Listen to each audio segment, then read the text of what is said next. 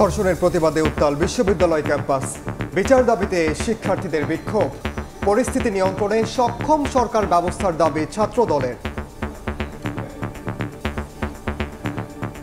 এখন চিন্তা করতে হয় যে আমাদেরকে কে তাকাচ্ছে। সন্ধ্যার পর আমরা আর বের হই না। মেয়ে হোক ছেলে হোক যেই হোক তার যাতে অ্যাটলিস্ট এই দেশে নিরাপত্তাটা থাকে।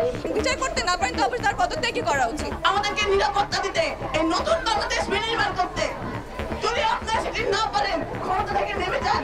আগামীতে একটি ঘটনা যেন না ঘটে, সেই ধরনের দৃষ্টান্তমূলক আইনের সংস্কার, সেই ধরনের আমাদের সামাজিক অবকাঠামো এবং সরকার ব্যবস্থা চাই।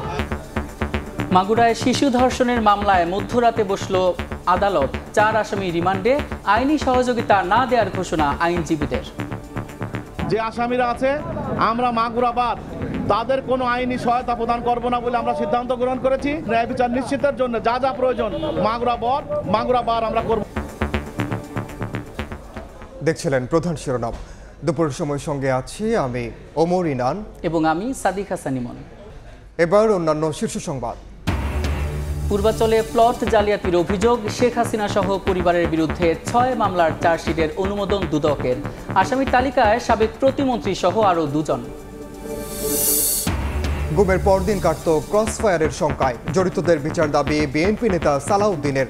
চৌধুরী আলমের গুমের বিচার চেয়ে ট্রাইব্যুনালে অভিযোগ পরিবারের।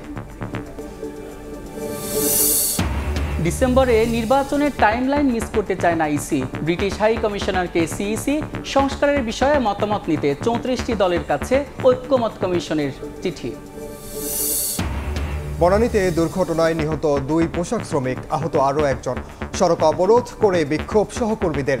রাজধানীতে তীব্র যানজটে নাকাল কর্মব্যস্ত মানুষ।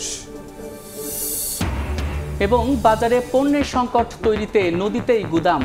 চট্টগ্রাম বন্দরের বহির্নোঙরে ভাসছিল প্রায় 1100 লাইটার জাহাজ। অভিযান চালিয়ে গন্তব্যে যেতে বাধ্য করল কোস্টগার্ড।